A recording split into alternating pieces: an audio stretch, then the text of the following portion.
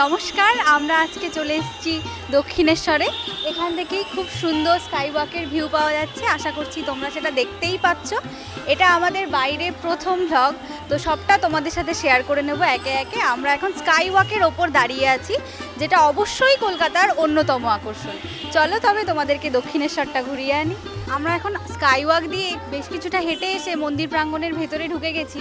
আজকে ওয়েদারটা খুবই সুন্দর, সবে সবে শীত পড়েছে, তো এখন যে কেউ চাইলে খুব সহজেই এখানে একবার এসে ঘুরে যেতে পারে। আমরা এখন মূল মন্দির প্রাঙ্গণের ভেতরে চলে এসেছি। শীতের শুরুতে মন্দিরে এসে তো খুবই ভাল লাগছে, আর এটা আমার প্রথমবার এখানে আসা, তো আমি তো আসতে পেরে আমার খুব ভাল লাগছে।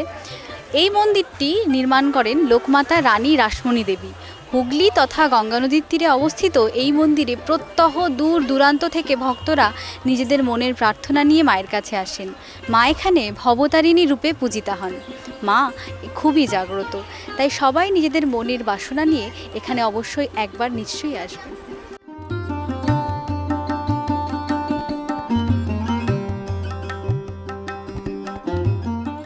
আমরা এখন চলে এসেছি পুজোর ডালা কিনতে, তো দেখে নিই এখানে কি কি আছে। স্টলটা বেশ ভালো, পরিষ্কার পরিচ্ছন্ন।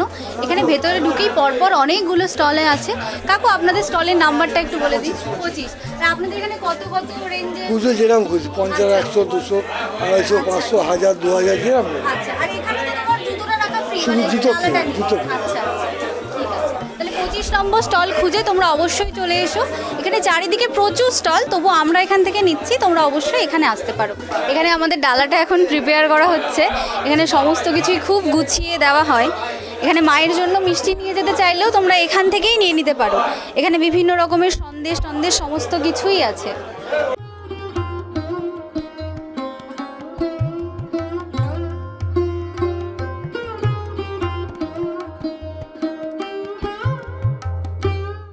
আর একটা কথা বলে রাখি, এখানে কিন্তু তোমরা তোমাদের ব্যাগ, মোবাইল বা অন্য কোনো গ্যাজেট নিয়ে ভেতরে ঢুকতে পারবে না।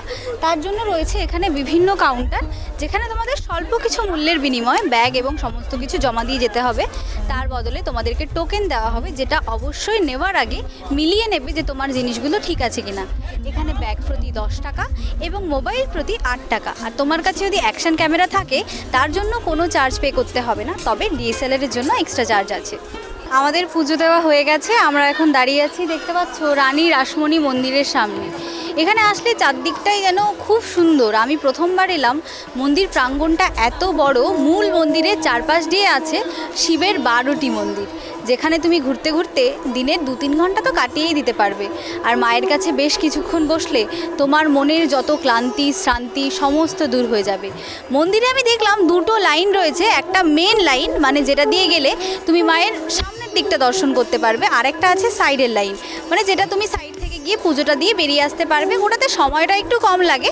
এবার তোমার হাতে যতটা সময় থাকবে সেই অনুযায়ী তুমি দাঁড়িও।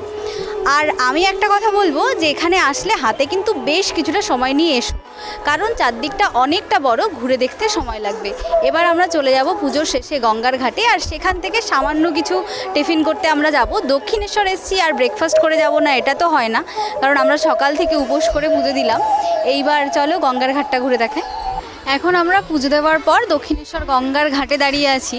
সকালবেলার সময়, তাই স্নান যাত্রীদের ভিড় প্রচুর। চারদিকে তাকালেই দেখা যাচ্ছে যে কত মানুষ স্নান করছে এখানে।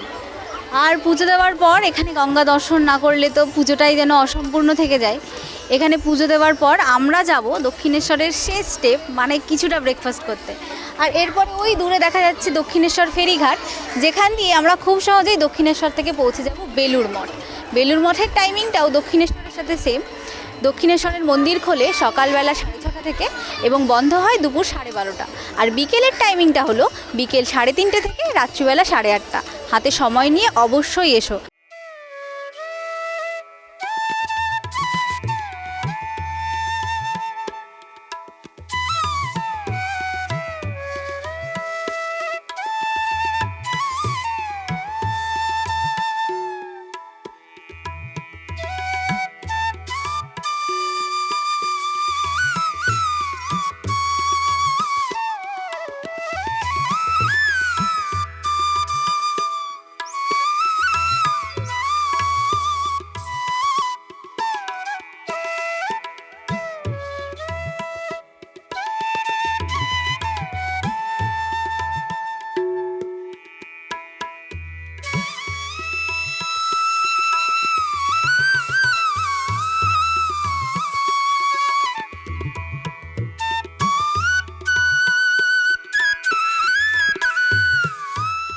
আমরা এখন দক্ষিণেশ্বরের নদী পেরিয়ে চলে এসেছি বেলুড় মঠে।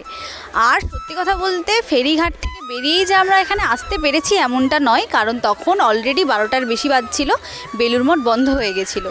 তো আমরা বাকি সময়টা কাছেই একটা মলে কাটিয়ে চলে এলাম। ফেরিঘাট থেকে বেলুড় মঠ মাত্র মিনিট 5-এর হাঁটা পথ, তবে সেটা ঢুকতে হবে বেলুড় মঠের পেছন দিকের গেট দিয়ে।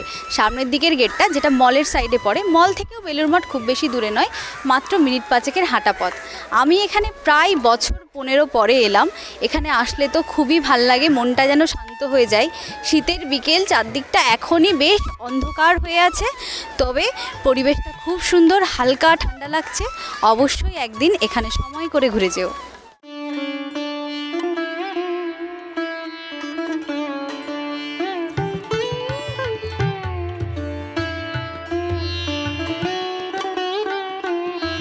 বেলুড় মঠ আমাদের কাছে এক পরম শান্তির জায়গা। কলেজে থাকাকালীন আমাদের এক শিক্ষকের কাছে বেলুড় মঠের এত কথা শুনতাম যেন তখন থেকেই বেলুড় মঠ জীবনের সাথে ওতপ্রোতভাবে জড়িয়ে গেছে। আজ বেলুড় মঠের ভেতরে এত দিন পরে আসতে পেরে মনটা এক অপার্থিব শান্তিতে যেন ভরে আছে। পড়ন্ত বিকেল, চারদিকে পাখির কলরব, এত সুন্দর গাছগাছালি আর প্রকৃতি, আসলে মন শান্ত হয়ে যেতে বাধ্য।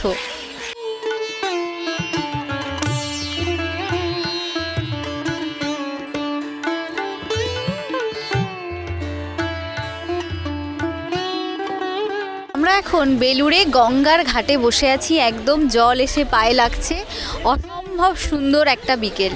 আর দক্ষিণেশ্বর থেকে যেহেতু আমরা ফেরি করে বেলুড়ে এসেছি, আমাদের বেশ একটা 15 মিনিট মতো সময় দারুণ গঙ্গার বুকে কেটেছে। আর এখনও ভাবা যায় কলকাতাতে মাত্র 11 টাকায় দক্ষিণেশ্বর থেকে বেলুড় আমরা এসেছি। অন্য কোনোভাবে হাওড়া বা কলকাতার যে কোনো জায়গা থেকে খুব সহজেই বেলুড় বাস, ট্যাক্সি বা ক্যাবে করে কেউ চলে আসতে পারো। আর হ্যাঁ, আমাদের ভিডিওটা ভালো লাগলে অবশ্যই লাইক, শেয়ার অ্যান্ড সাবস্ক্রাইব করতে ভুলো না।